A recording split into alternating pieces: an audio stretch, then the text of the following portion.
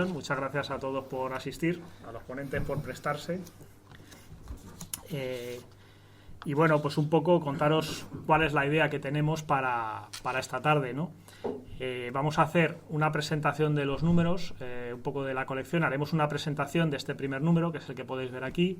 Haremos, tocaremos, tanto Roberto Muñoz Bolaños como Alberto Ayuso, temas concretos dentro de este número, y acabaremos pues haciendo por lo menos una declaración de intenciones con respecto a la colección de ejércitos de la guerra civil que queremos hacer en Despertaferro. Decir que de la mesa el que menos sabe soy yo. Los genios están a los lados, pero como me toca presentar, pues me toca estar en medio. Pero desviar la mirada, por favor, que son más interesantes. Con respecto a este número, que es lo primero que quería presentar, la verdad es que bueno, cuando planteamos hacer una colección sobre ejércitos de la guerra civil, de forma casi imperativa, por mucho que bueno, pues la verdad es que en este sentido hay una colección bastante interesante de tipos de tropa en nuestra guerra civil, pero casi por imperativo había que empezar por el ejército español antes del estallido de la guerra, ¿no? En esta fase republicana entre el 31 y el 36, y un poco bueno, pues cómo se va desarrollando. Para esto pues partimos de un artículo muy social, que era precisamente ver cuál era la consideración del ejército español en la sociedad de su época, ¿no? Desde el punto de partida, 1000 veces repetido, del desastre del 98, que tanto la clase política y parte de la prensa trató de culpar al ejército, el ejército se sintió muy agraviado, y a partir de esto, un poco cómo se van a desarrollar las cosas, ¿no? Hay un sector de la población que considera que el ejército español es esencial para el país. De todos modos no es ninguna novedad en esa época, ¿no? Es decir, todas las mentalidades, incluso hoy en día buena parte de las mentalidades, entendemos que unas fuerzas armadas son algo necesario, igual que bueno, pues había otros que podían considerar que era un nido de corrupción, de nepotismo. Es decir, todo esto se enfrenta en la sociedad española de la época, ¿no? Esto es un poco lo que queremos ir narrando en el artículo: la aparición de héroes como Eloy Gonzalo en la guerra de Cuba, el Cabo Noval en Marruecos, en fin, toda esta contraposición de ideas que nos va dando un panorama pues de cómo se veía al ejército, cómo veía la sociedad al ejército, que luego, con sus propias tiranteces, pues va a dar lugar a una guerra civil, porque en el fondo es el ejército el que da el golpe, ¿no? Aparte del componente civil, que eso se lo sabe Roberto Muñoz Bolaños mucho mejor que yo. Hemos querido hablar precisamente de ejército y política, las dos grandes organizaciones, la Unión Militar Española y la Unión Militar Republicana Antifascista, de derechas una, de izquierdas la otra, por decirlo de alguna forma, que bueno, pues van a intentar, se van a oponer y van a militarizar y dividir al ejército dentro pues del contexto de la sociedad y de la situación de la época, ¿no? Esta división es lo que nos contará Alberto Ayuso luego en su momento, cómo se divide de forma efectiva este ejército. Podemos hablar ya dentro de la parte, entre comillas, política, de un fenómeno tan interesante como el africanismo, es decir, la existencia de un grupo de oficiales con un credo muy particular y muy específico, que nace en su experiencia de la guerra de África, nace en parte también por oposición a los oficiales que se quedan en la península, que no van a combatir, que tienen una serie de conflictos con ellos, por ejemplo el tema de los ascensos. Es decir, si yo asciendo, estoy en África y asciendo por méritos de guerra, ¿qué pasa con el que se queda en la península? ¿Tiene que ascender por antigüedad? ¿Le voy a pasar? ¿No le voy a pasar? Es decir, todo este tipo de problemas y otros muchos, aparte que el africanismo pues va a crear pues un culto a la virilidad, un culto a la valentía, un culto a una serie de factores, y sobre todo una sensación de que el ejército es el garante de los valores nacionales, y como tal se ven en una obligación de intervenir ante una situación que ellos consideran que se degrada a toda velocidad y que va a llevar a que muchos africanistas participen en el golpe de Estado del 18 de julio de 1936.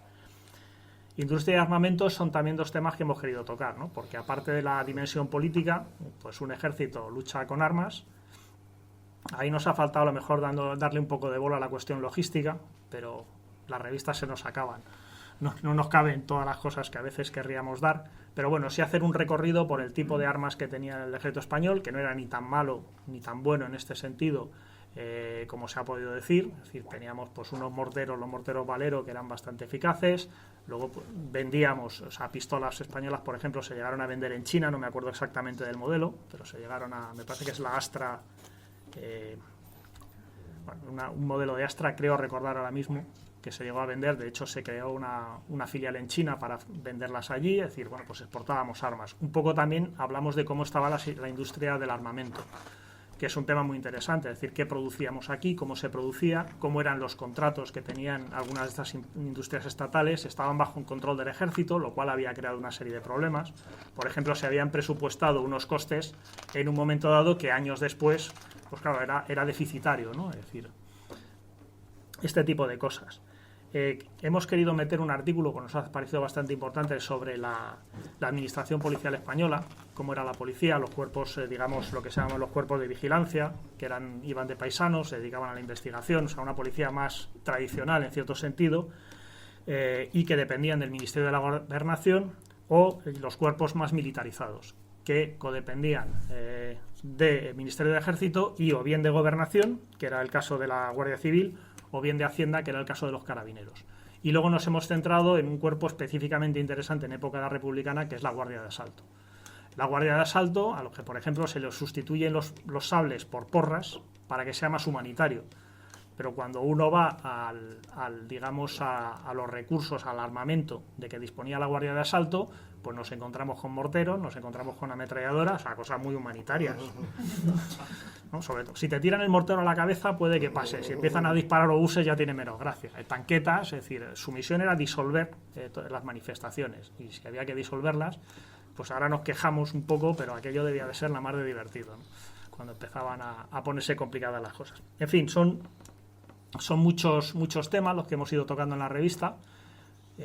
Además, en general creo que bastante interesantes, y ya no quiero alargarme mucho más, quiero dar paso a nuestros ponentes.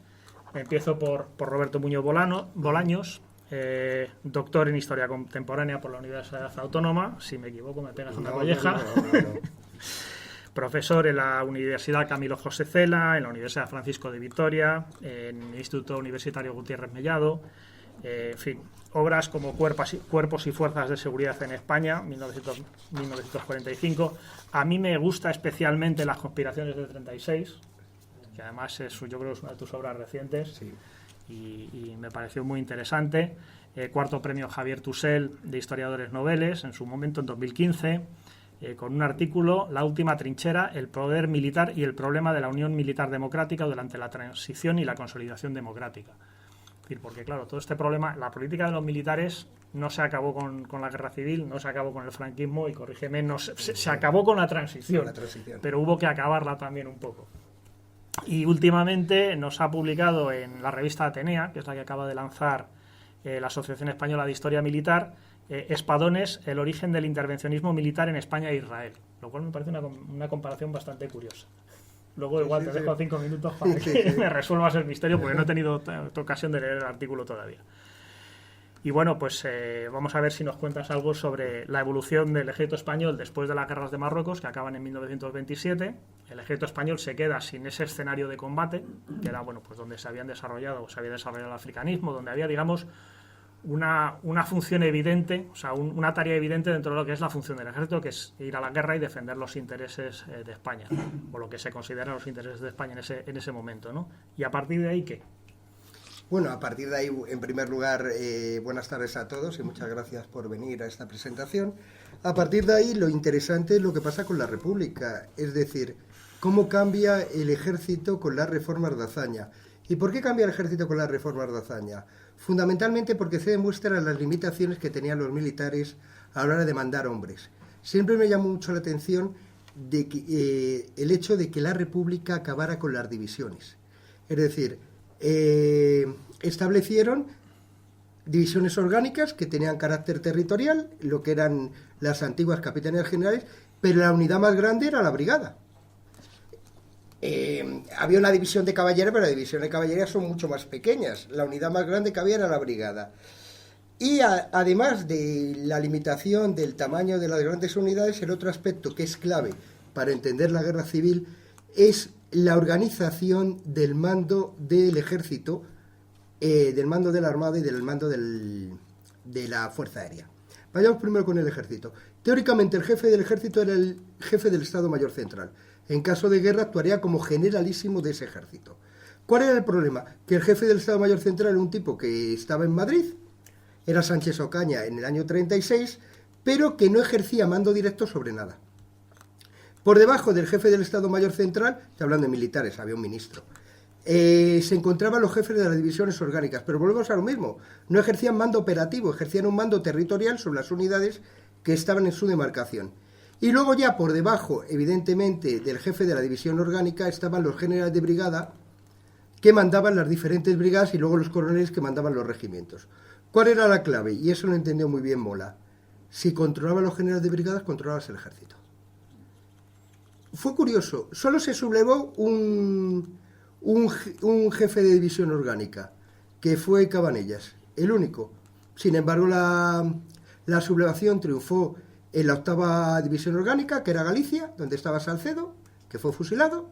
Triunfó en la 6ª, donde estaba Batet, que fue fusilado. Triunfó en la 7ª, donde estaba Molero, que no fue fusilado. También triunfó en la 2ª, donde estaba Villabrile, que tampoco fue fusilado. Triunfó en África, donde estaba Gómez Morato, que tampoco le fusilaron, y luego evidentemente se sublevaron Godez en Baleares y Franco en Canarias. Por tanto, lo primero que llama la atención es que las reformas de Azaña, como dijo muy bien Cardona, lo que hicieron fue favorecer una sublevación. Es decir, pretendía evitar una sublevación del ejército, y al dejar el mando de las unidades realmente y sus jefes directos, lo que hizo fue favorecer una sublevación. Y así quedó. Luego hablará Alberto de la división de los oficiales. La mayoría de los oficiales estaban a favor de la sublevación. Otra cosa es que se sublevasen todos, porque muchos no se enteraron. El segundo aspecto que me interesa es concretar un poco sobre la Armada. La Armada había tenido un papel relativamente secundario en las guerras de Marruecos. Salvo en el desembarco de Alhucemas, había tenido un papel relativamente secundario. Algún cañonero había participado en operaciones de bombardeo de costa, pero poco más, ¿no? ¿Cuál era el problema de la Armada en el año 1931-1936? Que era una armada absurda. Era una armada absurda. Aquí hay una persona del Ejército del Aire, incluso puede haber alguien de la Armada. El problema es que la Armada, desde el año 1909, ha mediatizado el desarrollo del armamento español, con unos gastos enormes en buques que luego han tenido una utilidad relativa. En el año 1936 digo que era una armada absurda porque era una armada de cruceros, cuando España no tenía colonias. Eso es muy importante, es decir, era una armada que no estaba especialmente dotada para cumplir la función que tenía que tener, que era defender las costas españolas. ¿Qué ocurría con la Armada? Exactamente lo mismo que pasaba con el Ejército de Tierra. Había un jefe del Estado Mayor de la Armada en Madrid y luego había un comandante general de la escuadra que estaba en el Ferrol. ¿Cuál fue la diferencia entre la Armada y el Ejército de Tierra? Que mientras que el Ejército de Tierra, las unidades están situadas en un espacio que puede ser ilimitado, la Armada, las unidades, están constreñidas espacialmente por el tamaño del buque. Los oficiales pudieron sublevarse en la Armada cuando llegó el 17 de julio, pero eran minoría dentro del barco frente a los marineros. Lo que ocurrió lo conocemos todos. El cuerpo general de la Armada fue realmente arrasado y la mayor parte de los buques quedaron en manos republicanas cuando llegó el momento. Solamente un acorazado en España, un crucero en Miguel de Cervantes y luego 2 cruceros que se construían en el Ferrol, que eran el Canarias, el Baleares, quedaron en manos de los sublevados. El resto no. ¿Por qué? Porque un radiotelegrafista del Ministerio de Marina, Benjamín Balboa, avisó a los buques de la sublevación y los marineros tomaron la decisión de acabar con los oficiales. Pero pasaba lo mismo, es que no había un control, no había realmente un control directo desde Madrid de las unidades. En ese caso, evidentemente, quien se impuso fueron los marineros frente a los oficiales, cosa que no ocurrió en numerosas unidades del Ejército de Tierra. Y queda hablar brevemente del Ejército del Aire, y aquí hay que hacer una salvedad. España estaba en una posición intermedia en ese momento. ¿Qué ocurría? Había países como Gran Bretaña o Reino Unido, como Francia o como Alemania, que tenían 3 ministerios: el Ministerio de Marina, el Ministerio del Aire y el Ministerio del Ejército. 3 ministerios para cada uno de los ejércitos, de tal forma que cada brazo armado tenía la misma consideración, porque estaba bajo control de un ministro. Había otros, por ejemplo, como Estados Unidos, donde el brazo aéreo estaba repartido entre la Armada y el Ejército de Tierra. Es decir, era el cuerpo aéreo del ejército. Y luego estaba la aviación naval. ¿Qué ocurría en España? España estaba en una posición intermedia, como ya he dicho. Había una Dirección General de la Aeronáutica que teóricamente controlaba los aviones, que dependía del Ministerio de la Guerra, pero que tenía la aviación naval y tenía la aviación terrestre. Había determinados militares que habían apostado porque se convirtiera en un ministerio independiente, pero no se había logrado ese objetivo. Ese objetivo se logrará una vez finalizada la Guerra Civil, cuando el general Franco cree el Ministerio del Aire, y que estará a la par del Ministerio de Marina y del Ministerio del Ejército. Eso desaparecerá en el 77, cuando se cree el Ministerio de Defensa. De hecho, España va a ser el último gran país de Europa Occidental en tener Ministerio de Defensa. Los ministerios de defensa se crearon todos a partir del año 45, cuando se entendió que tenía que haber un órgano coordinador de todos los brazos armados. ¿Qué pasaba con el ministerio? ¿Qué pasaba con la aviación? Dejando aparte la aviación naval, que se repartió en función de quién logró controlar cada una de las bases. Por ejemplo, los aviones que había en Cádiz o que había en el Ferrol quedaron en manos de los sublevados. Los que había en Cartagena quedaron en manos de los republicanos. La aviación terrestre tenía a su frente, como director general de aeronáutica, uno de los militares más prestigiosos del ejército, que era el general Núñez del Prado. ¿Qué pasó con Núñez del Prado? Que evidentemente le mandaron a Zaragoza a ver si podía convencer a Cabanellas de que no se sublevase, y desapareció. No se sabe qué pasó con él en el viaje entre Zaragoza y Pamplona, pero debe ser el único general todavía hoy que no sabemos qué pasó con él. El único, de todo, porque tenemos conocimiento de todos los que fueron fusilados, de todos los que se exiliaron, pero de Núñez de Prado no sabemos qué pasó realmente en ese viaje, si fue, me imagino que sería asesinado, pero dónde está enterrado, etcétera, no se sabe nada, ¿no? Bueno, respecto a la aviación, lo que pasó con la aviación terrestre es que se repartió geográficamente. Allí donde triunfaron los sublevados, se quedaron con las diferentes escuadras que había, y allí donde triunfaron los republicanos, se quedaron con esas escuadras. ¿Cuál fue, digamos, la conclusión? La conclusión es obvia. En 17 de julio de 1936, la mayoría de los oficiales estaban con la sublevación. Yo participé en un libro que decía 25 militares a favor de la República, que hizo el ministerio, y yo en cachondeo decía, los 25 que había. Tampoco había más. Es decir, hicimos 25, pues que hubo que coger 25 generales y coroneles que estuvieran a favor de la... Tampoco es que hubiera muchos más, ¿no? Pero bueno, sacamos 25 para hacer un libro. Quedaron, evidentemente, o se marcharon con los sublevados. El problema es el que he dicho anteriormente. En el ejército de tierra, los que fueron avisados se pudieron unir a la sublevación. Algunos cayeron en los primeros días.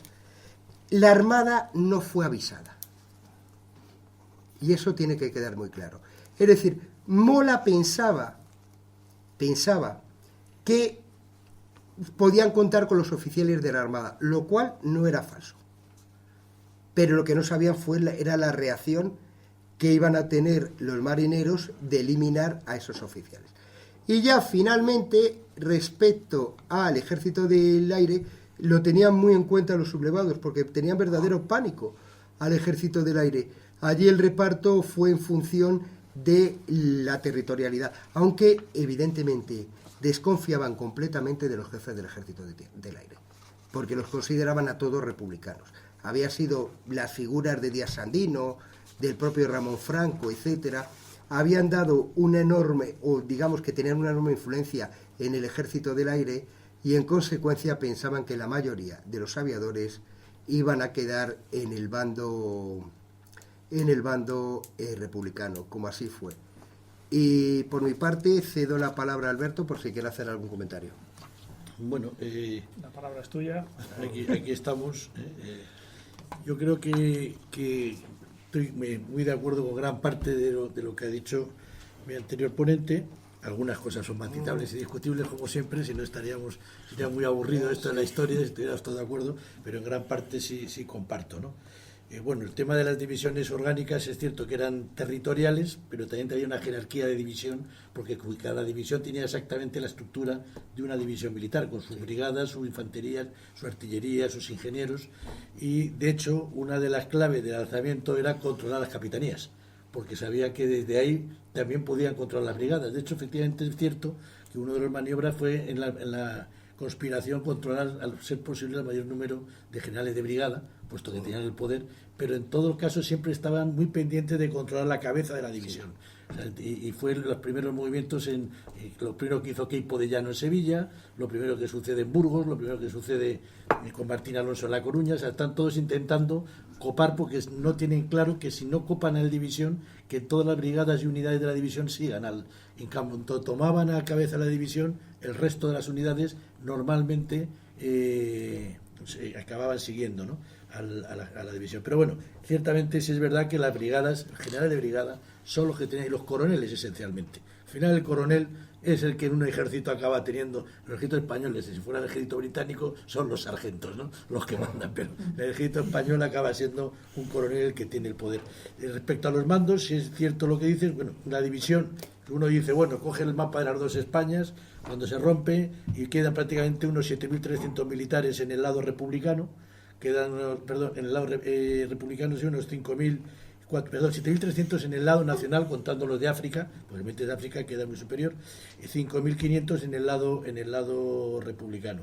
En cuanto uno empieza a decir, bueno, vamos a ver, de todos estos, ¿cuáles son disponibles? Entonces empieza uno a ver que las cifras empiezan a decaer en picado. Lo primero es decir, disponibles, o sea, que pudieran contar con ellos. Los nacionales cuentan de esos 7.300 solo con 6.900, unos 200 y pico fueron fusilados y otros cuantos escaparon. Los republicanos, de esa cifra que tenían de 5.450, pues resulta que fusilan cerca de 1.700 y otros se esconden, se les meten a presa y tal, y les quedan 2.000 y pico. Luego ya hemos pasado de 7.000 a 2.250. Los republicanos han perdido la mitad de su capacidad de mando, porque o no se sublevan, o los fusilan, o se escapan, o lo que sea. Pero de eso decimos, bueno, ¿cuáles de estos son operativos? Porque realmente, claro, un cura castrense, pues con todos mis respetos, pues mandando un batallón no parece que sea muy adecuado. Un médico militar, pues es muy útil, muy necesario, pero tampoco, ¿no? Y un jurídico militar, pues desgraciadamente a lo mejor en retaguardia, haciendo consejo de guerra, pues es muy útil, pero no lo suele ser en primera línea. Entonces, cuando uno empieza a hacer esos ajustes, acaba llegando a que el ejército republicano contaba con 5.000 mandos del ejército frente a 1.550 que tenían los republicanos, es decir, 3-1. Por cada militar operativo con experiencia en mando de combate había... todo esto luego evoluciona y cambia, evidentemente. Pero en el momento inicial, esa fue una de las claves por las que el alzamiento no fracasa, a pesar de tener todo en contra, porque tiene un mayor número de oficiales que le ayuda a contener y a disponer de tropas, ¿no? Los republicanos, a pesar del volumen de voluntariado... Te voy a interrumpir y te voy a presentar. Bueno, sí, pero bueno. Ha salido corriendo. Venga, sí, que muchos ya me conocen para su desgracia, ¿eh? Venga, tira para adelante. Para los que no, bueno, pues Alberto Ayuso, que bueno, yo no lo conocía, ha sido un placer trabajar con él en el número, nos ha mandado un artículo, precisamente lo que nos está contando, un artículo fantástico. Es doctor en Historia por el CEU, con una tesis sobre las causas que determinaron la evolución de la guerra civil y su resultado, que creo que aquí podemos ver. Bueno, uno de los tomos. Uno de los 3 tomos, no digo nada, pero aquí parece que hay bastante tomate, como quien dice. Máster en Investigación Histórica, graduado en Geografía e Historia por la UNED, ingeniero superior de montes, que también ayuda. También. Bueno, manejar los números, como me decía, manejar los números, hay que saber hacer juego con ellos. Bueno, ha impartido conferencias en el Centro de Estudios Históricos Navarra, en el Instituto de Estudios Históricos de la Universidad CEU, en el Casino de Madrid, en la Fundación Ibercaja, en el Instituto de Historia Militar, y colabora en diferentes másters, ¿no? Igual que ha colaborado pues en obras diversas sobre la guerra civil y el franquismo. El libro, como me comentabas antes, es una colección de 15 marcadores, me decías, que vas analizando a lo largo de la guerra. Bueno, el libro es todo un libro, pero es otra historia. El libro de la batalla de Teruel es ajeno a la tesis, o es una derivada de la tesis. Pero bueno, aquí es romper esto. No, bueno, si acaso a lo mejor ahora pongo 2 slides, porque no voy a poner una presentación que tengo aquí, no os voy a matar a estas horas de la tarde. Pero bueno, si quieres, o termina y. Venga, pues yo creo que con esto te doy por presentado. Pues muchas gracias, Javier, por presentarme, cosa que yo me he lanzado y no lo he hecho, ¿no? Claro, no me dejáis hacer lo mío.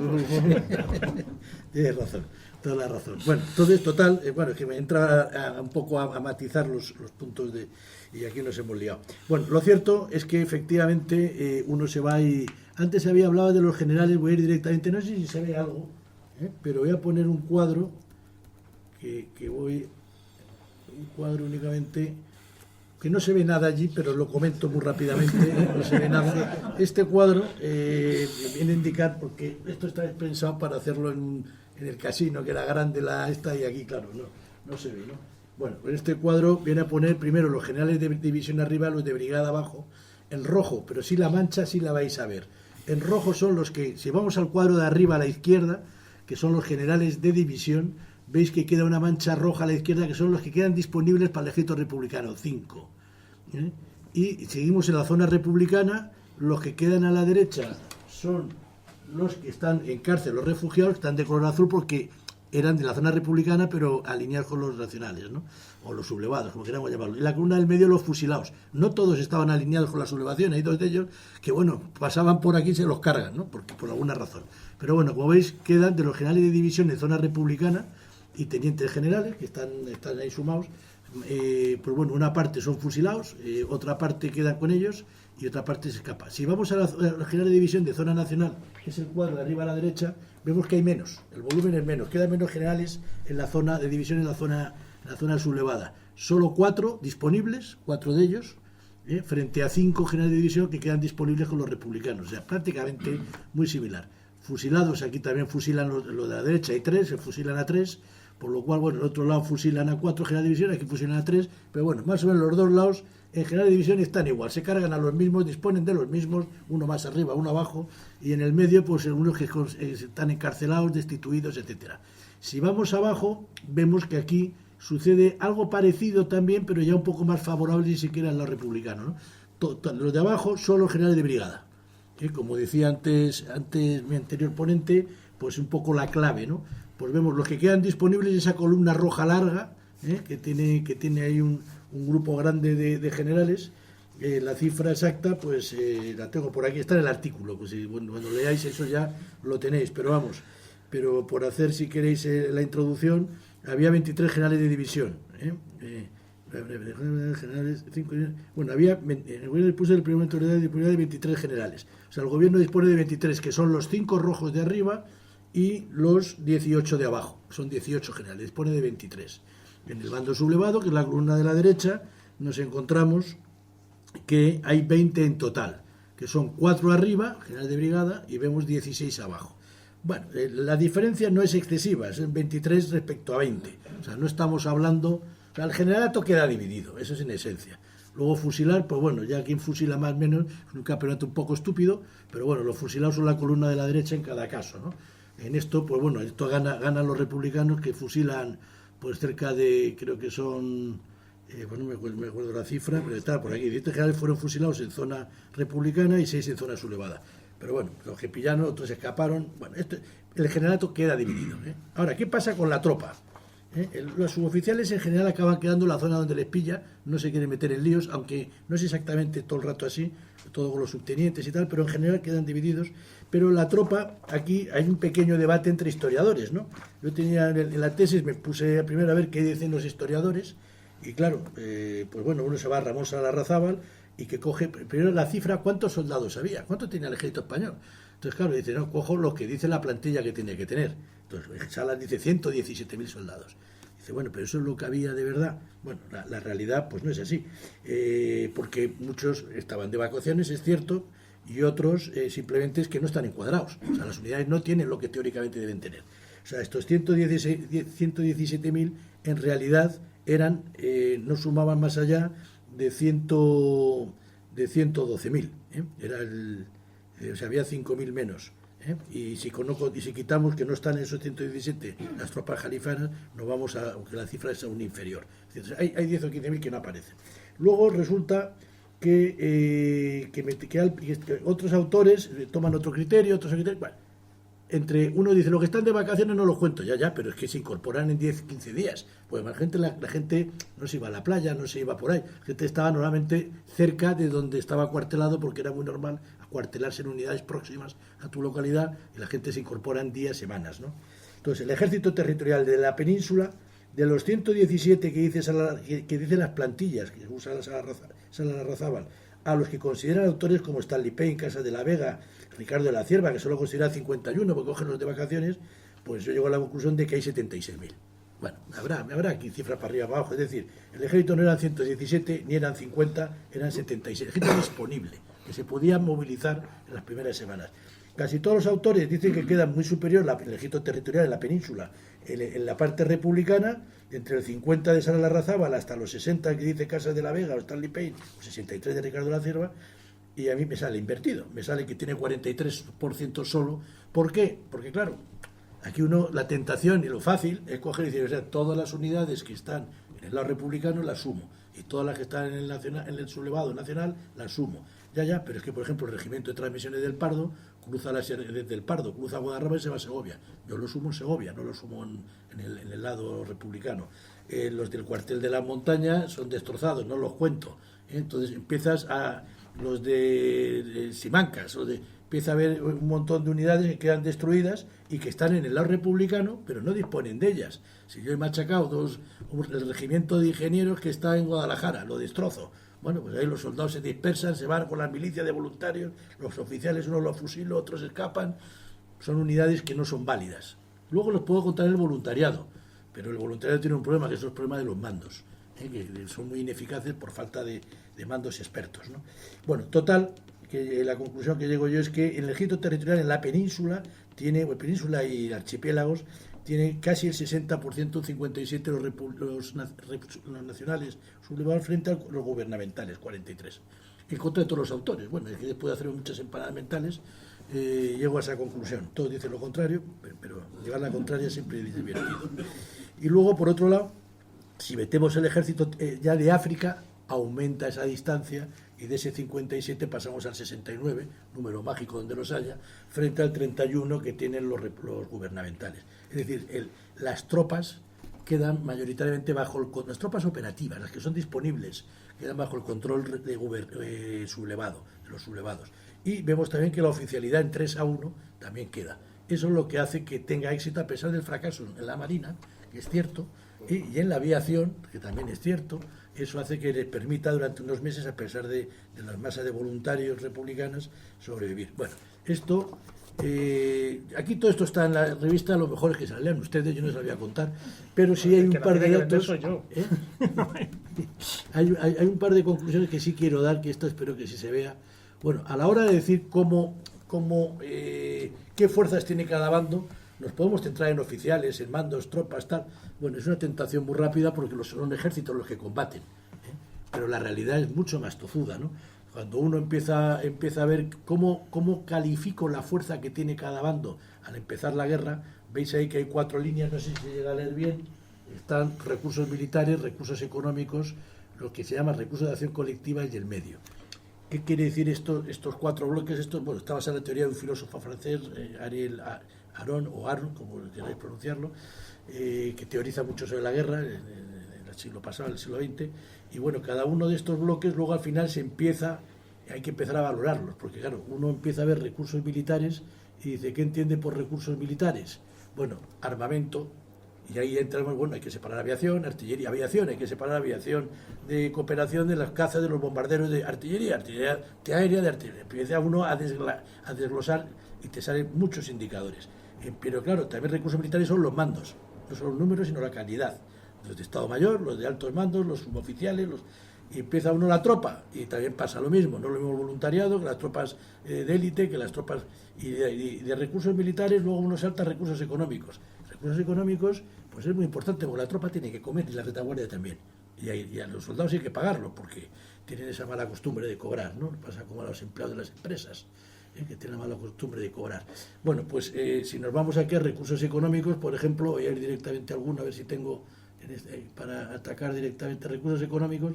No veo, por ejemplo, este primero de aquí, que si no me equivoco, es el potencial de carbón, ¿no? Pero si nos vamos, que vemos que inicialmente está todo en el lado de la República, en rojo, como ves, y luego cae en picado a partir de un momento determinado.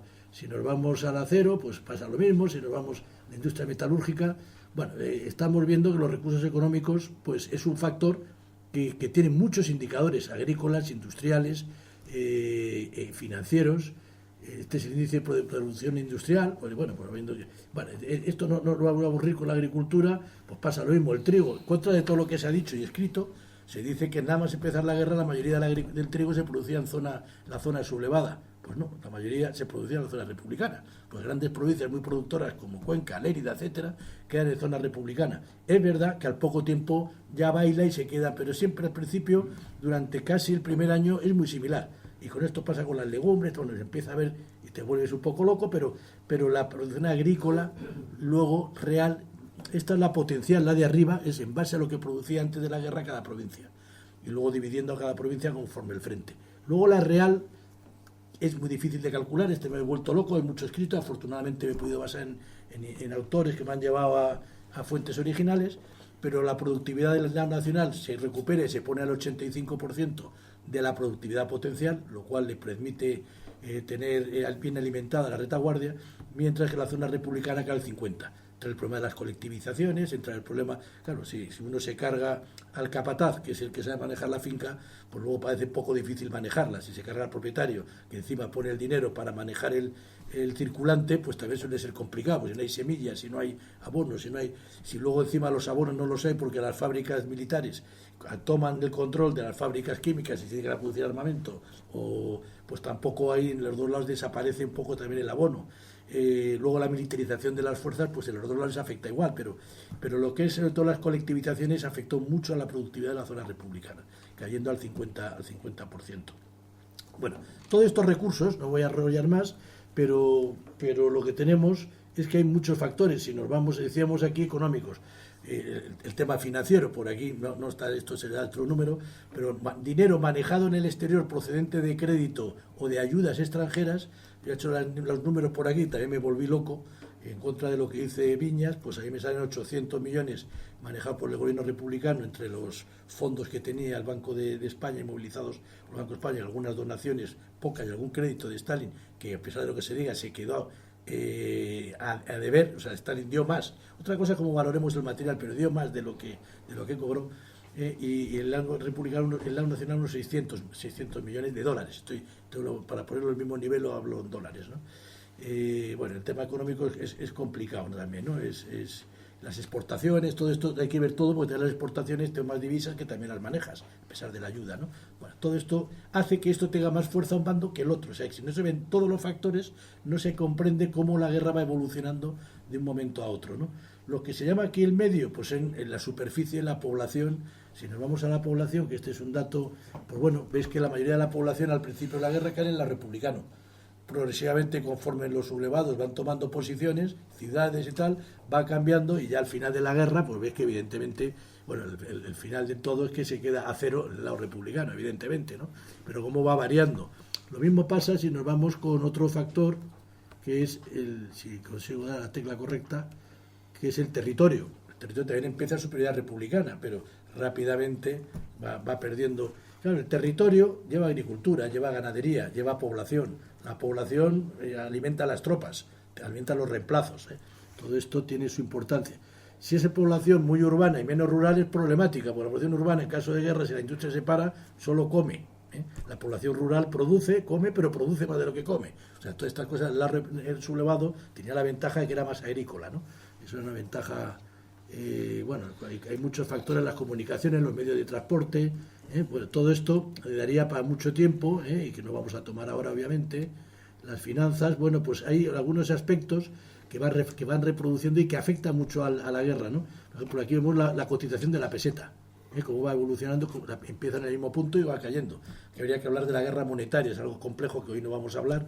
Esto Sánchez Asiaín, el banquero, tiene un libro donde habla de esto y luego desarrollándolo, pues como la primera vez que los tipos de interés fueron negativos, no ha sido ahora como han dicho muchos, fue en la República, el lado republicano, porque se encontró que tuvo que, como la gente quería el dinero en casa, era peligrosísimo, lo quería llevar a los bancos, y como no cobraban dinero de las empresas porque se habían colectivizado, o particulares que se habían fusilado, pues no ganaba dinero y tenía que pagar intereses. Entonces dijo, oye, o cobramos intereses por los depósitos, o esto se va. Entonces empezó a... Bueno, los depósitos al revés, dejaron de ser remunerados y se cobraba por depositar. Al revés, que eso ya pasó. El corralito, en la nacional le pasó lo contrario, tengo que hacer un corralito. No lo inventaron los argentinos. Ya lo hizo el primer BOE, bueno, el boletín de la Junta de Defensa Nacional, ya se ve obligado a hacer un corralito, porque la gente saca dinero de los bancos. Ahí no tenía miedo de tenerlo en casa, al revés, lo que tenía miedo de tenerlo en el banco. Entonces, y encima además era zona captadora de recursos, pero no tenía depósito físico, estaba en las ciudades. Bueno, todo esto sería muy lento y largo de contar, ¿no? Sí decir, el único mensaje que quiero terminar, por ejemplo, el tema de efectivos, pues aquí veis una evolución de cómo evolucionaron los dos ejércitos durante la guerra. Republicano siempre tiene más, como veis ya en otoño del 37 se invierte, pasa a tener más los nacionales con la caída de Asturias, del Frente Norte, pero rápidamente a base de movilizar a lo bruto crece otra vez el ejército republicano. Pero claro, y aquí los reemplazos, esto es un indicador muy bueno, estos son los reemplazos que se ha llamado en cada bando. Durante toda la guerra, como tiene menos población los nacionales, tiene que llamar más reemplazos. Cuando llega en cuanto llega la batalla de Teruel, que es el mayor desastre que se le produce con la ofensiva de Aragón, rápidamente son los republicanos los que se disparan, ves ese incremento rápido de reemplazos, ¿no? Bueno, todos estos, lo que quiero llegar a pensar, quiero llevar a pensaros, bueno, esto no vamos a entrar, pero claro, cada uno de los armamentos tiene sus indicadores.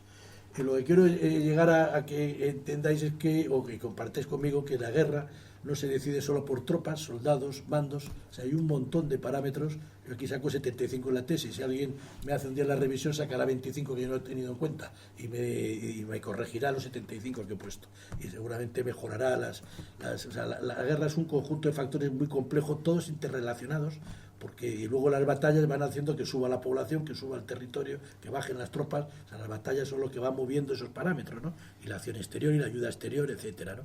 El armamento, solamente un comentario muy rápido. Yo cuando empecé la tesis, esto hay mucho escrito. Sala Larrazábal, tiene Viñas, tiene Hauser, hay un montón de gente que ha escrito sobre esto. Y claro, uno empieza a coger los datos, todos se contradicen. Y dice, bueno, ¿y qué hago yo? Bueno, hay que ir a la fuente primaria, que es lo que te obligan, tus señores universitarios, lo que te obligan a hacer, ir a la fuente primaria, ¿no? Pero claro, como un ejemplo solo, a modo de, con esto termino, yo cuando veo, dice, la aviación al inicio de la guerra, ponerme a la aviación. Ramón Salarrazábal me dice, no, la aviación queda 4-1 en el bando, a favor del bando republicano. Digo, bueno, pues se parece una ventaja muy fuerte, bando republicano. Luego uno empieza a mirar y resulta que de esos 400 aviones, que tiene 400 a 100, 4-1, de los 400 aviones que tienen los republicanos, 200 son avionetas sin ningún uso militar. Las otras 200 ya llevan aviones civiles de uso militar. Un avión grande de transporte, como se hacía de hecho, le puede cortar el suelo y tirar bombas, que se hacía, O sea, esto que por los aviones de correos se les rompía la esta y se arrojaban bombas. Y funcionaban, y los de transporte, los DC-1 y todos estos se usaron se usaron como aviones de bombardero y tal. Pero es que las avionetas no, por lo cual digo, realmente la diferencia es 2-1, no es 4-1. Pero luego también, por ejemplo, el señor Viñas nos dice, no, uno lee, o sea, ¿no ha mentido Ramos Salas? No ha mentido. Pero nos vamos a Ángel Viñas y nos dice, no, la aviación republicana costó de una ayuda de 680 aviones de fuera, 630 concretamente aviones de la Unión Soviética, frente a 1.500 que recibe los sublevados de Alemania e Italia.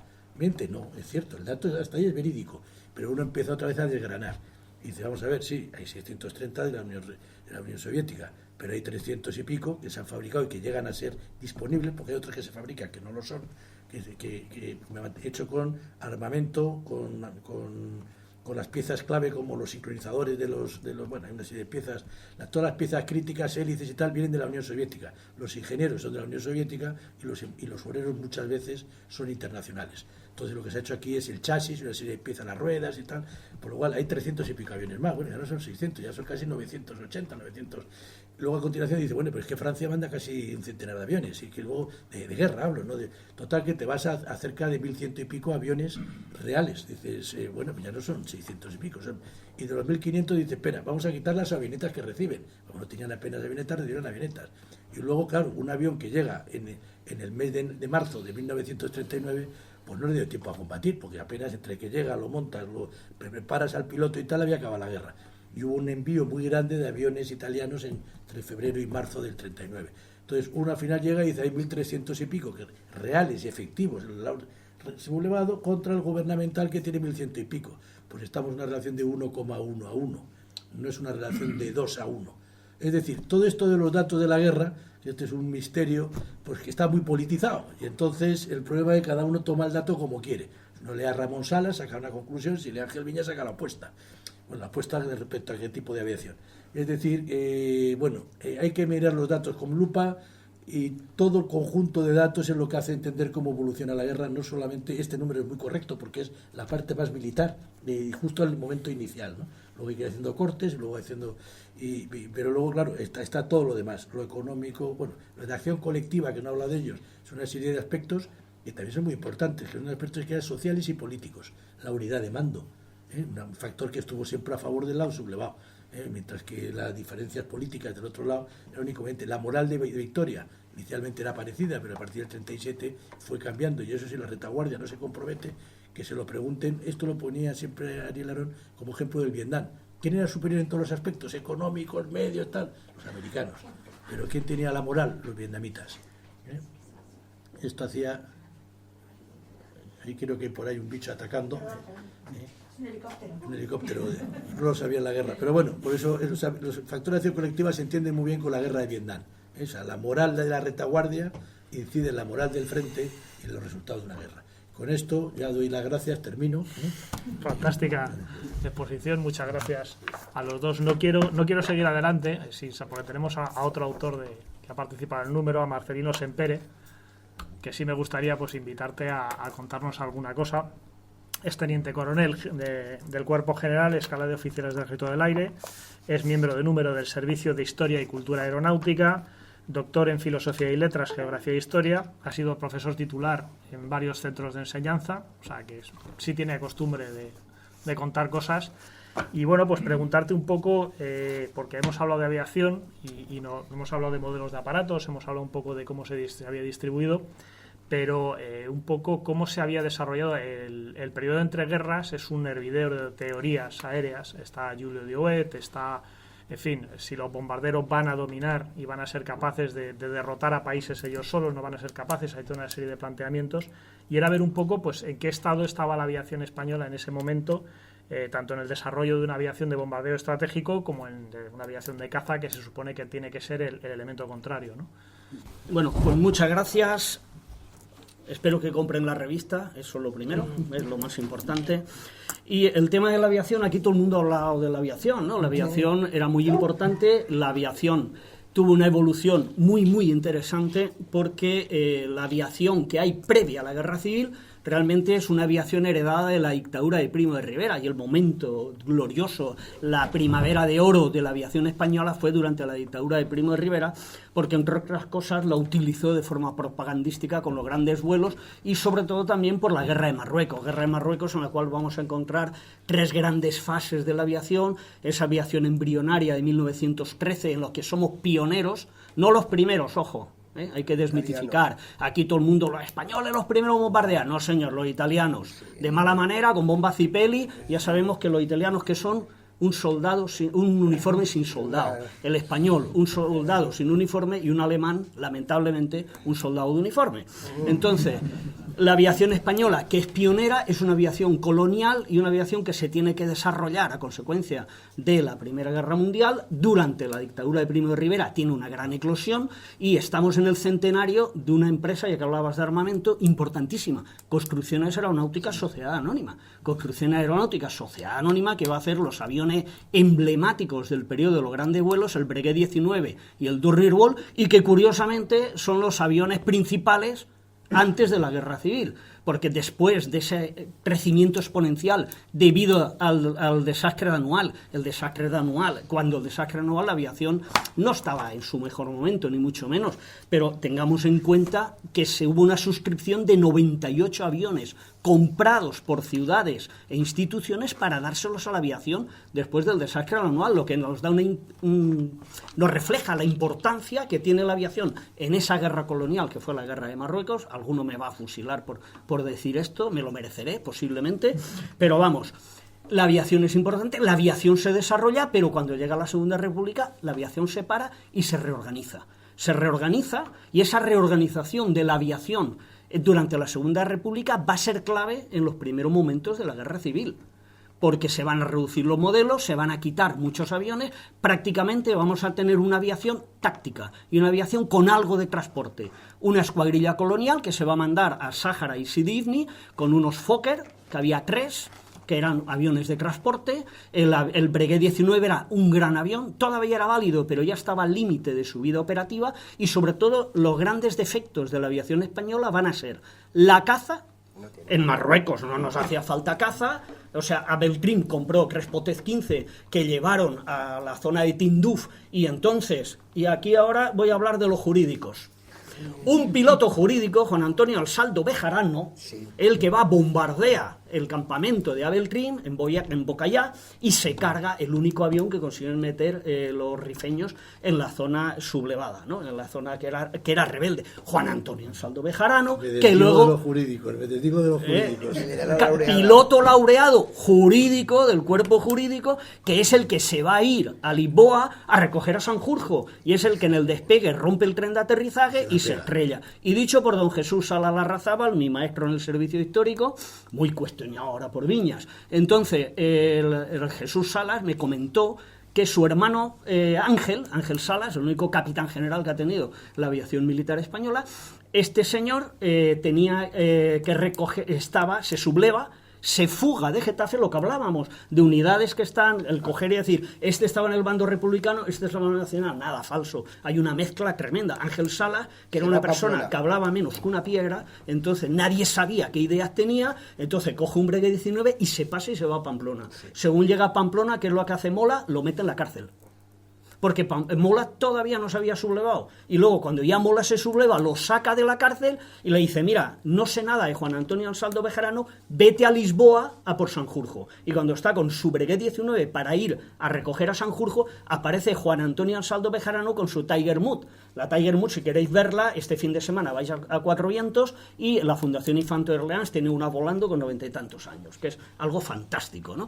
¿Qué es lo que ocurre? Me decía Jesús Salas, si mi hermano hubiera ido por Sanjurjo, la historia hubiera sido diferente, porque posiblemente Sanjurjo no se hubiera matado en ese accidente del que se han dicho muchas gilipolleces, pero claro, si se te rompe el tren de aterrizaje en el despegue y tienes que hacer un aterrizaje forzoso, lo raro es que Juan Antonio Ansaldo hubiera sobrevivido, ¿no? O sea, el tema está, pues esto, para hablar de lo jurídico, aquí hemos enlazado muchas cosas, me he liado, hemos hablado de aviones y vamos a hablar de pilotos. Vamos a tener una aviación republicana a la cual quitan todos los mandos que no son afectos y colocan mandos republicanos. Y te encuentras que Ismael Barleta es capitán y es el jefe de la aviación.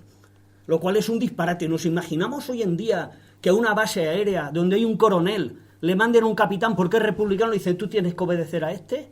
Claro, eso provocó dentro de la aviación militar unas tensiones tremendas, y se va a ver, las tensiones previamente ya se ven en la sublevación de Ramón Franco con Queipo de Llano del 15 de diciembre de 1930 en Cuatro Vientos, cuando se subleva la base aérea de Cuatro Vientos, que aquello es una de las astracanadas de nuestro querido amigo Ramón Franco, y Ramón Franco va a perjudicar enormemente a la aviación, porque Ramón Franco en la época de los grandes vuelos era famosísimo, pero...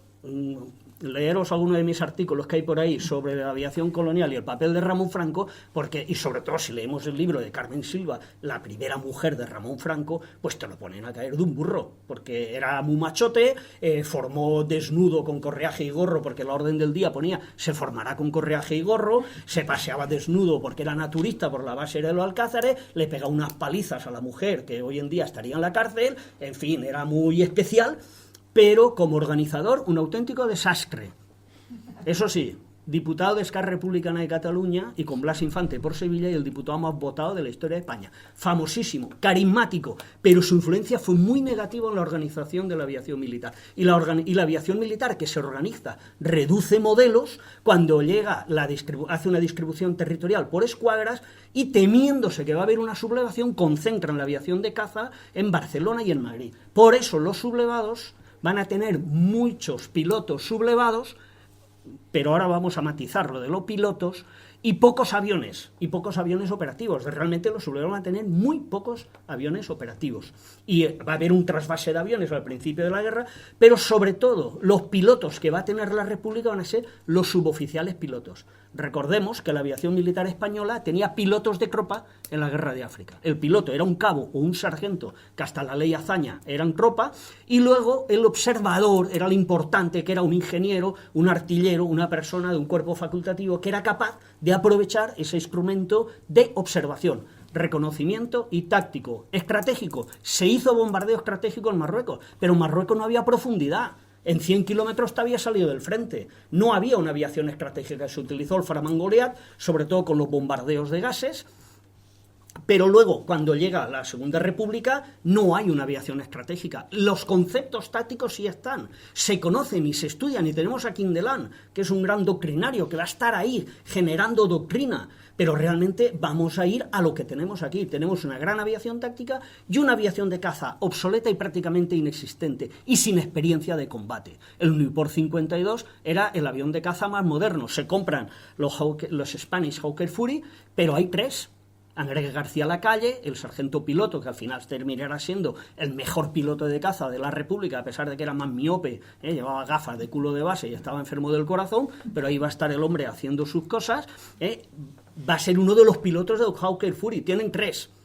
Y uno se lo cargan en un accidente, y al final con un caza van a ser capaces en el frente de Segovia de parar. Pero ¿cuál va a ser el gran problema de la aviación republicana? Que como ponen mandos que son adeptos a la República, de jefe de la aviación republicana estará Hidalgo de Cisneros, que yo creo que era un infiltrado de Franco por los resultados que hace. Si nos leemos todas las autobiografías de los pilotos republicanos, no hay ni uno que prácticamente hable bien de Hidalgo de Cisneros. La organización de la aviación republicana fue nefasta. La distribución de las fuerzas, catastrófica. El general Douglas, desde Albacete, intentará hacer lo que puede, ¿no? Pero va a ser muy difícil porque manda los aviones de caza de uno en uno.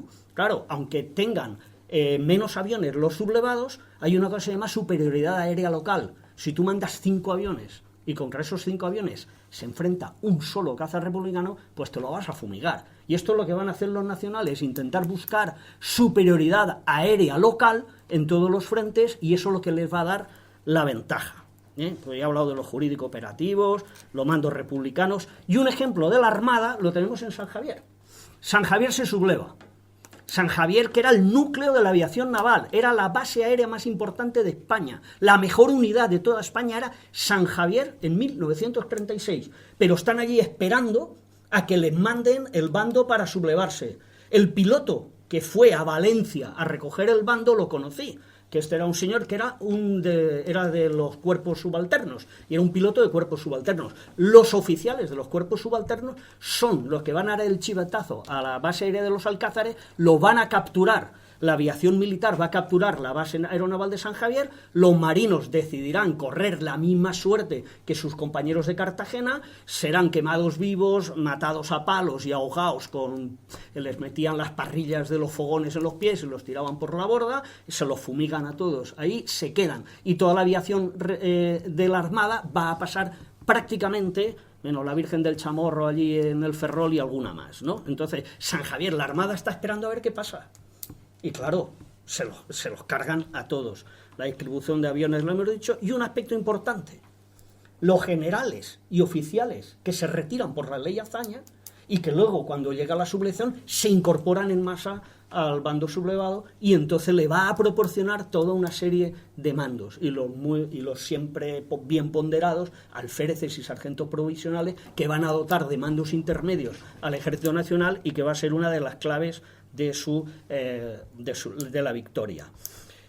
Y en el bando republicano, los oficiales de aviación que se quedan, que la mayoría son suboficiales pilotos, van a pasar a segunda línea.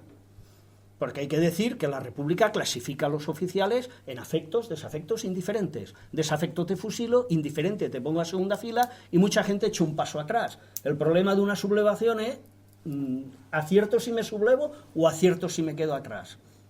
Y entonces la aviación republicana está llena de oficiales en segunda línea que trabajan en contra de la aviación republicana. Y son auténticamente nefastos. Hablando de economía, muy bien, lo de la política monetaria de Franco es fundamental. Lo del corralito está estudiado. Realmente consigue hundir la peseta republicana, con lo cual descapitaliza a la República. Es uno de los éxitos de la sublevación de Franco. Y una anécdota. ¿Por qué Franco, cuando llega a Vinaroz, se va para Valencia? Hay quien dice que era para coger las naranjas, que es una de las grandes exportaciones. Durante la Segunda Guerra Mundial, las naranjas de Valencia era la que le daban divisas a Franco para poder sobrevivir. Dicen que se iba a por las naranjas de Valencia. Lo dice Andrés García Lacalle. Dice, no se explica este giro estratégico de ir hacia allá, sino porque está buscando elementos para poder exportar. Y ya voy acabando, ¿vale? Que yo me enrollo más que las persianas. La población Frente Norte, según Jesús Salas y Ramón Salas, es la clave de la victoria de Franco. Terminar el Frente Norte muy a su pesar, porque al final le va a hacer caso a sus generales, y una vez acaba con el Frente Norte, ¿qué se encuentra? Que empieza a clasificar a todos los prisioneros, los incorpora a su ejército, tiene tropas disponibles para actuar en Aragón y encima captura todos esos recursos de industria y minerales y demás que tiene el Frente Norte. Y toda esa población prácticamente se le incorpora. Hace caso a sus generales, a Mola y a los alemanes. Y a los alemanes que están detrás, porque detrás también de Mola quería hierro. bombardear Bilbao y arrasarlo. Y va a llegar la Legión Cóndor y le dice, ¿tú eres tonto o qué? Si vamos a entrar, lo vamos a capturar y toda esa industria va a ser para nosotros. De hecho, los Altos Hornos en 4 días están trabajando a pleno rendimiento para Franco. Y ya de los aviones, la ayuda de Stalin, la última remesa de aviones, Andrés García Lacalle, en Cataluña va a decir que no vengan, que se queden en Francia, porque si vienen lo va a capturar el bando sublevado. Y dentro de las fabricaciones en Alicante, que es la Hispano de Guadalajara, se pasa a la SAF 15 en Alicante, y prácticamente lo que van a hacer los ingenieros de la Hispano es sabotear la producción. Apenas van a reparar unos cuantos aviones y cuando llegan allí se encuentran una fábrica llena de aviones a medio hacer. Sabadell sí va a producir muchos Policarpo V-15, que la mayoría de ellos van a acabar en el Ejército del Aire, en los regimientos de asalto 32 de Rabasa y 33 de Valladolid, ¿no? Cosa curiosa, ¿no? Que luego una parte de la caza de Franco van a ser los aviones soviéticos capturados después de la guerra. Bueno, yo iba a decir 2 cositas y termino. Quería añadir una cosa, que no hemos hablado del tema de los oficiales. Es muy importante considerar que en la guerra civil la mayor parte de la oficialidad joven se va a ir con los sublevados. Pero hay un detalle, que es de la Academia de Franco. No, y los que están en la Academia durante la República. Es decir, los alumnos cadetes se van mayoritariamente con Franco. De hecho, los alumnos cadetes son los tenientes generales en el año 81. Todos son alumnos cadetes. Conforme son más mayores los oficiales, más difíciles que se subleven. ¿Por qué? Porque tienen familia. Ese dato es fundamental.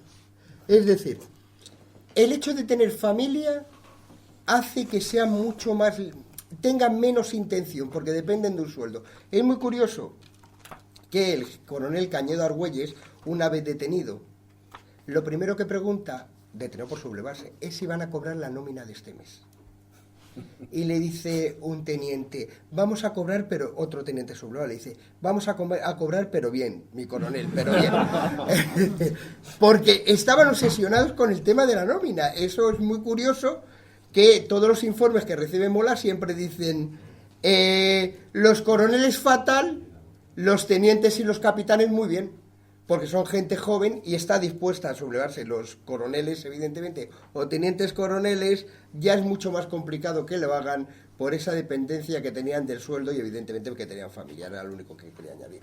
Sí, no, únicamente ya aprovechando, bueno, en la revista veréis ahí la distribución que apunta y constata lo que acabas de decir, que efectivamente los alféreces tienen el mayor porcentaje, alféreces y tenientes el mayor porcentaje.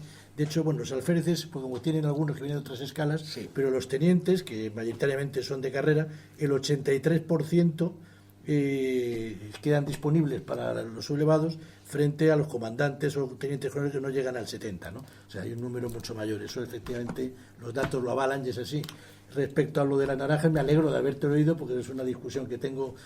Bueno, esto ya lo decía Velarde Fuertes, el economista, sí, que efectivamente, respecto a todo lo que se ha debatido y con algún general además, tengo yo el debate abierto, incluso debate que tuve con nuestro buen amigo Fernando Puel, de por qué tira Valencia en vez de Pal Norte.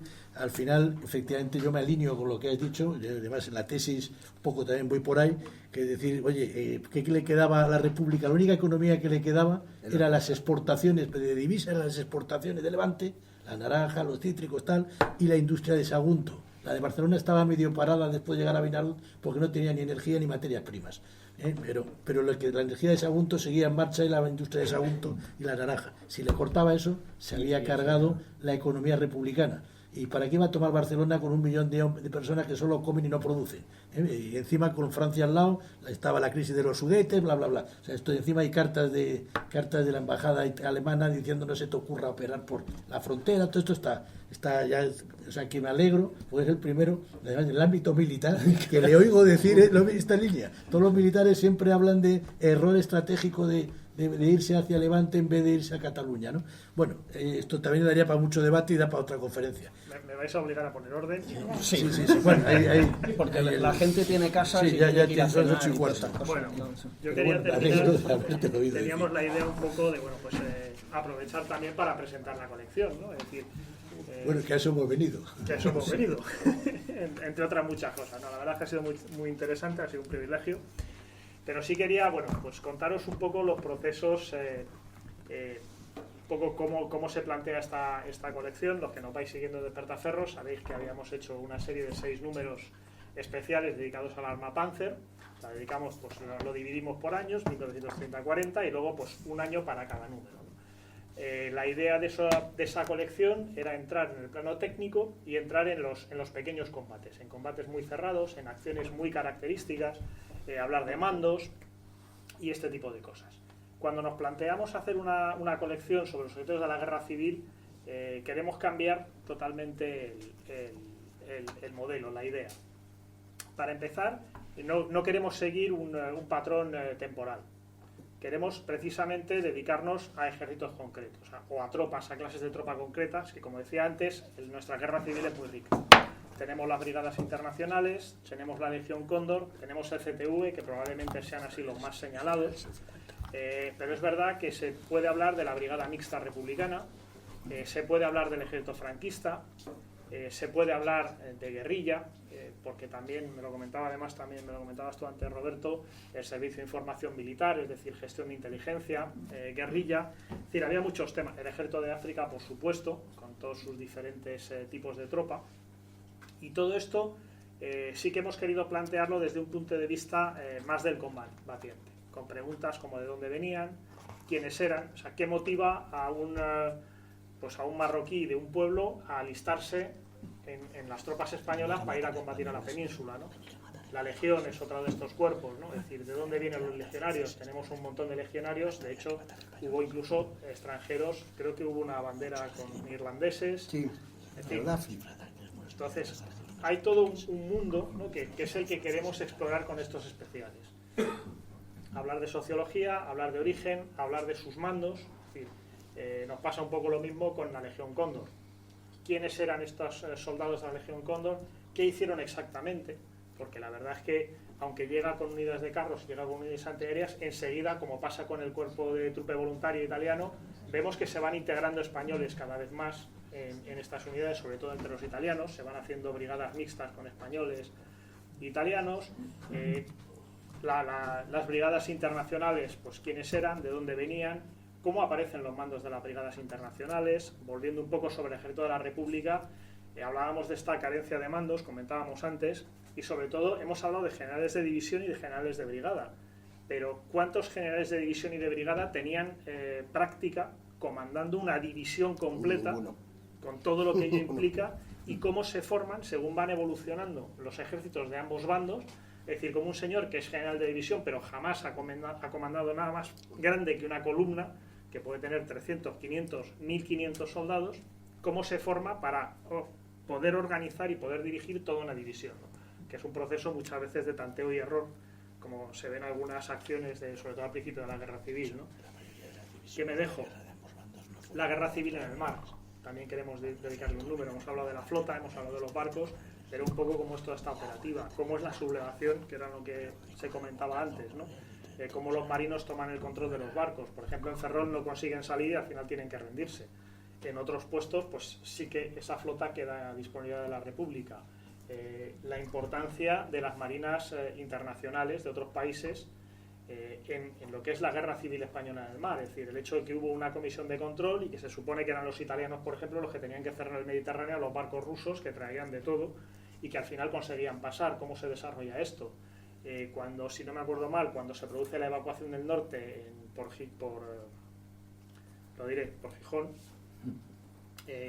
pues a partir de ahí todas estas flotillas de pesqueros tienen que ir escoltadas por barcos franceses y británicos para evitar que la flota franquista se haga con ellos y los capture, ¿no? Es decir, todo este tipo de cosas nos parecía interesante pues irlo explorando número a número, año a año.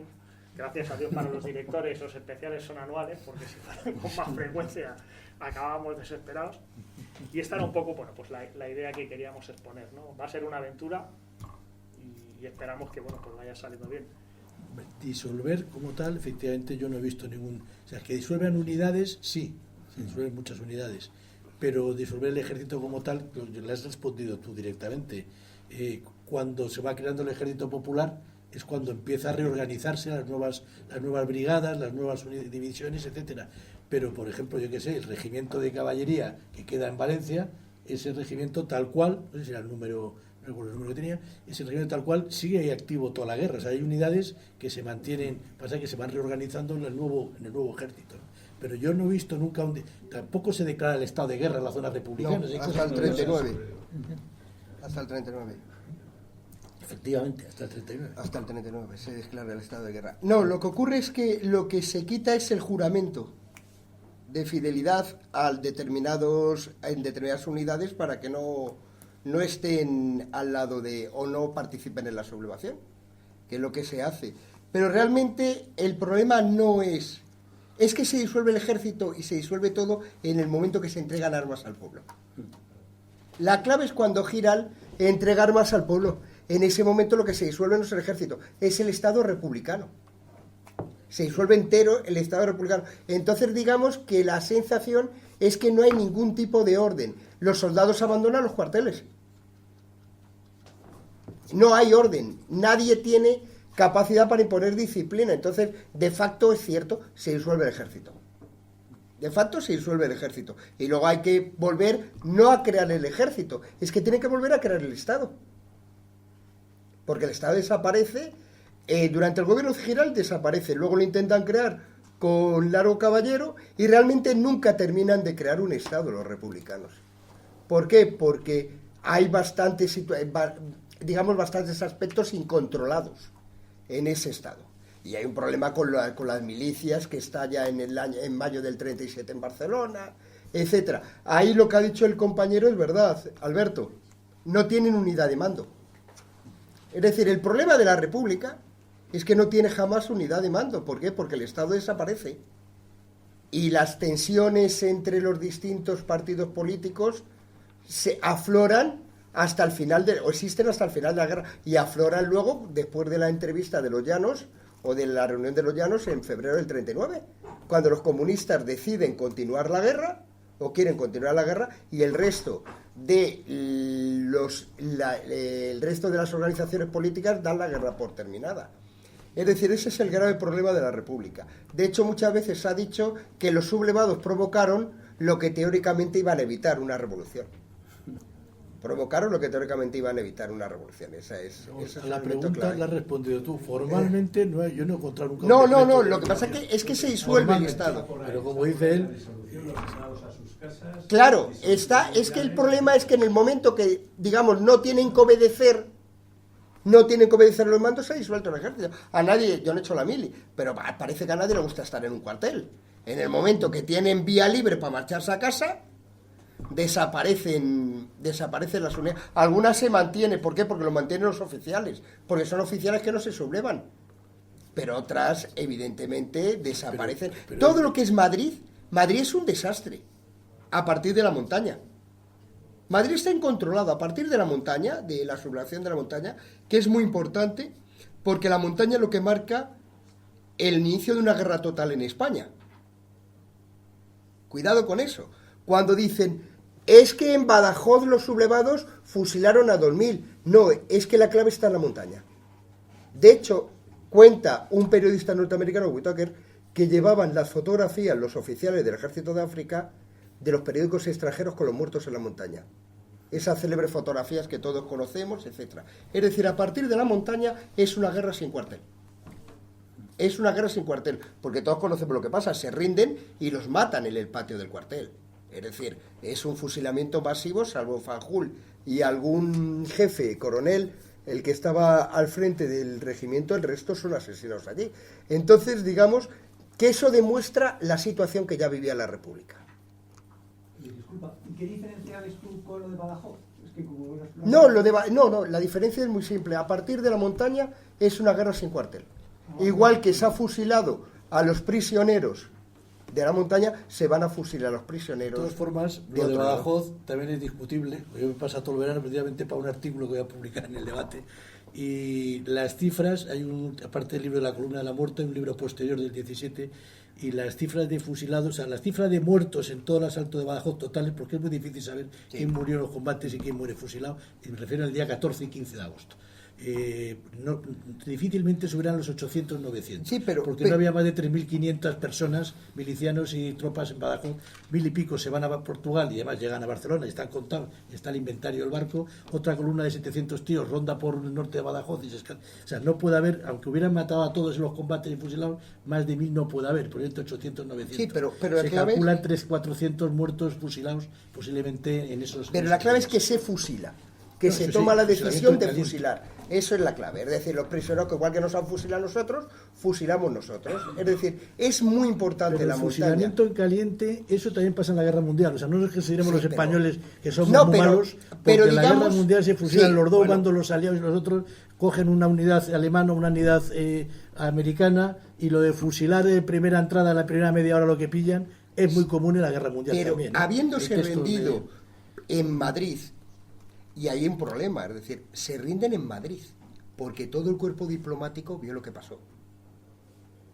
Es decir, el que luego explicó o escribió un libro sobre el Madrid Rojo, que era el cónsul de Noruega, lo cuenta muy bien. Lo importante es que es Madrid. Es en Madrid, se fusila en Madrid, las embajadas saben que se ha fusilado en Madrid y es un hecho muy impactante, que afecta, por ejemplo, mucho en Inglaterra. Es decir, muchos británicos dicen, ¿cómo vamos a apoyar a un régimen que hace esta matanza en la propia capital? Pero es lo que hemos dicho, es la falta de control, que ya se manifiesta. Es decir, la falta de control en la zona republicana se manifiesta inmediatamente. Solo hay un arma, que era arma entonces, que la hace la República, que es la aviación, que curiosamente la que más control tiene sobre sus unidades, porque la que no se subleva, bueno, Sevilla es un ejemplo de doble sublevación, ¿no?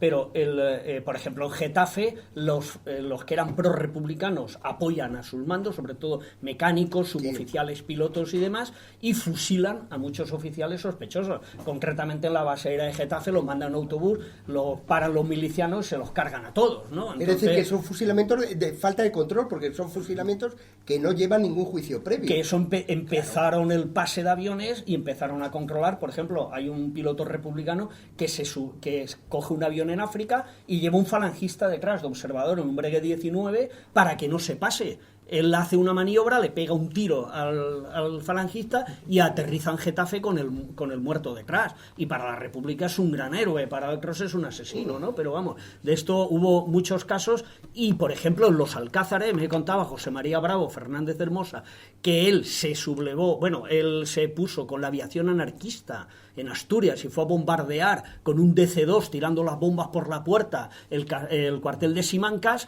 y mató a un soldado de ingenieros y a su mula republicanos y lo querían fusilar, y un general soviético dijo, no señor, este ha fallado por 50 metros, que con estos medios es la repera. Se crea una aviación anarquista, las Rojas de Sariñena, el POUM crea su propia aviación, después llega André Malraux con sus tal, pero rápidamente la aviación republicana, se crean las fuerzas de la República y se asume todo, y es lo que más control tiene dentro de este mare magnum enorme, ¿no? Y sobre todo el reparto del armamento, ¿no?